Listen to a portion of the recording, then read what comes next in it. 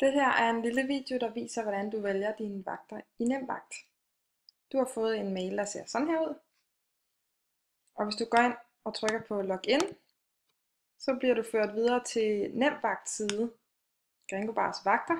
Gå du ind under Mine vagter. Og så er du blevet tilmeldt en lokation. I det her tilfælde er det Mojitobus. Og der kan du så se, hvilke vagter du kan vælge. Der er både guldvagter og almindelige vagter. Guldvagter, det er dem, vi anser for at være de bedste vagter. Dem kan du vælge en af, så vi kan fx tage den her vagt. Der kan du se, der er 2 ledige pladser og 0 tilmeldte. Tilmeld mig denne vagt. Så ligger vagten heroppe. Nu kan I se, at alle guldvagterne de forsvandt. Så kan vi vælge en anden vagt. Vi kan fx tage 14 til 21. Tilmeld mig denne vagt. Så fjerner den alle de vagter, du ikke kan tage nu.